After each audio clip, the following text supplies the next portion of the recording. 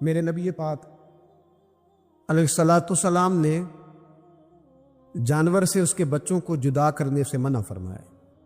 جب تک بچے کو ماں کی ضرورت ہے اسے جدا نہیں کیا جائے گا، جب تک وہ دودھ پیتا ہے اسے جدا نہیں کیا جائے گا، جب تک چڑیا کا بچہ بھی چھوٹا ہے اور اس کی ماں اس کے لیے دانہ لے کے آتی ہے تو اسے ماں سے جدا نہیں کیا جائے گا، اس کے جذبات کا، احساسات کا خیال رکھا جائے گا۔ یہاں تو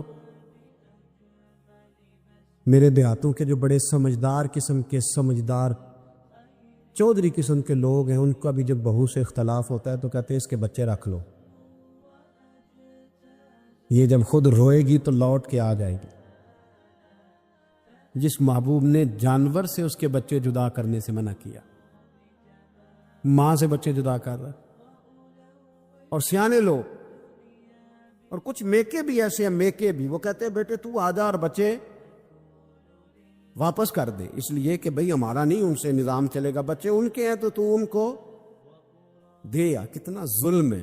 سیانہ انسان ہو کے یہ بات کر رہا ہے، سمجھدار ہو کے، عقل مند ہو کے، ذی شعور ہو کے، دعویٰ ہے اس کی بزرگی کا۔ نبی رحمت علیہ السلام کی غلام حضرت ابو ہریرہ رضی اللہ تعالیٰ عنہ فرماتے ہیں، مشکات میں موجود ہے، فرمایا کہ چڑیا آئی اور آ کے میرے نبی کے کندھوں پہ بیٹھ گئی۔ جانے اس چڑیا نے کیا کہا کہ محبوب کی آنکھوں میں آنسو آ گئے، حضور روئے اور فٹافٹ حضور اٹھے، فرمایا کون اس کے بچے اٹھا کے لایا ہے؟ کس نے اس کے بچے اٹھائے؟ کون ہے؟ جلدی بتاؤ۔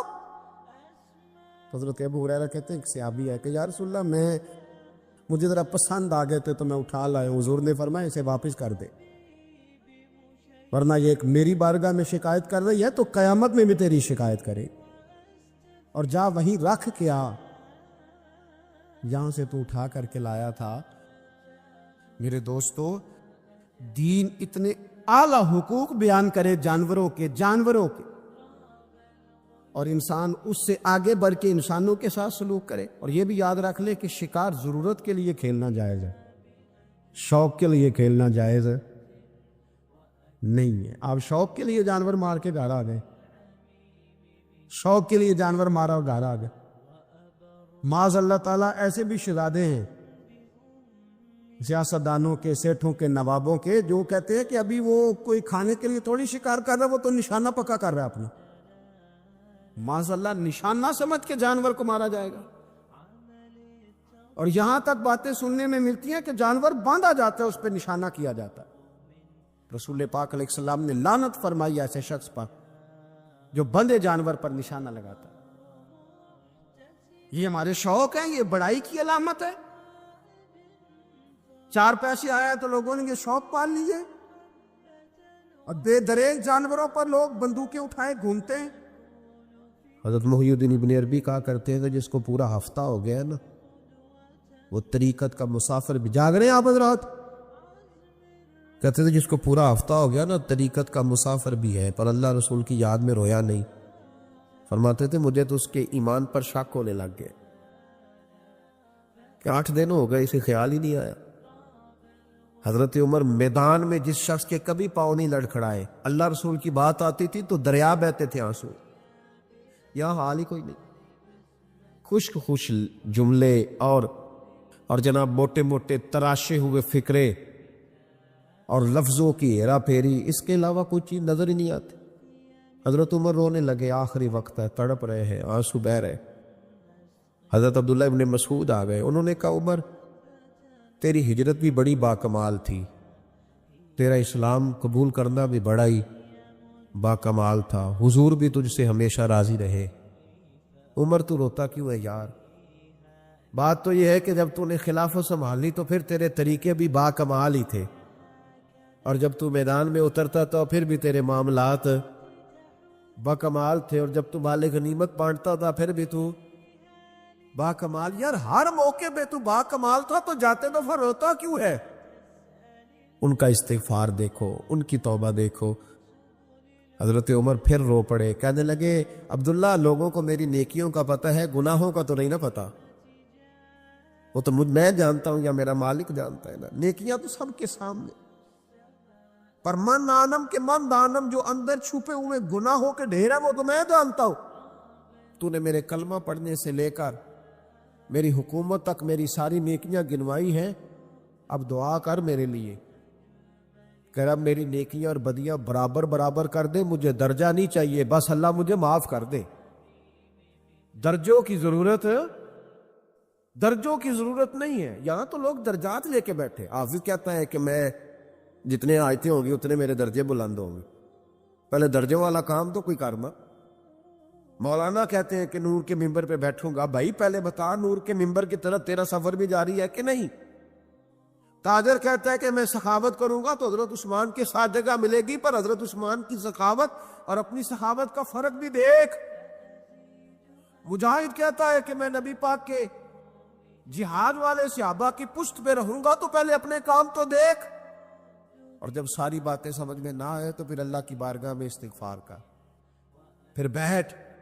بڑے لوگ استغفار کرتے، معافی چاہتے، اور یہ استغفار پھر اتنا کرم کرتا، اتنی آسانی کرتا، اس قدر بہتری کرتا کہ وہ مانگ تو اپنے گناہوں کی معافی رہے ہوتے تھے اور اللہ رحمتوں کے دروازے کھول دیتا تھا۔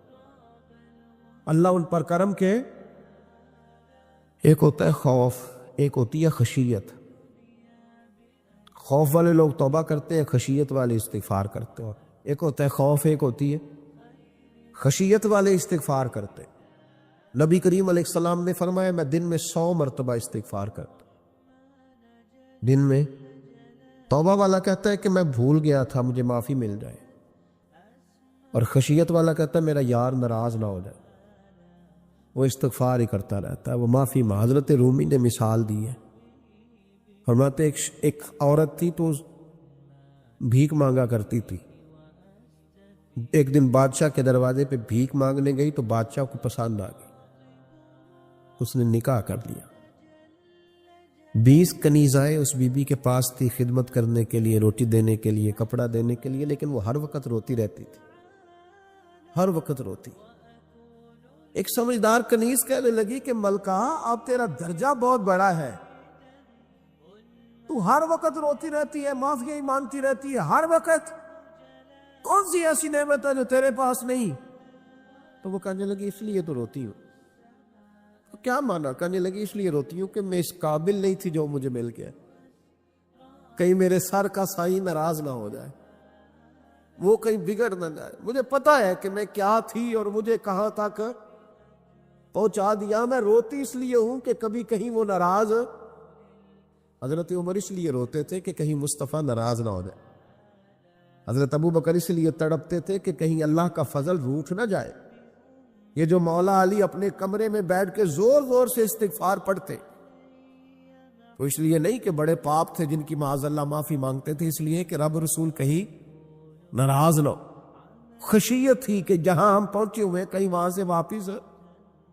استغفار بندے کی اللہ سے صلح کرا دیتا ہے، بندے کی رب سے صلح ہو جاتی ہے جب استغفار۔ دیکھیں نا، بڑی سادی سی بات ہے کہ دو بھائی ناراض ہو تو بڑا کہتا ہے اس نے میری بے ادبی بڑی کی، تو چھوٹا اگر پاس آ جائے اور پیر پکڑ لے کر چل یار معاف کر دے، تیرا بھائی نہیں۔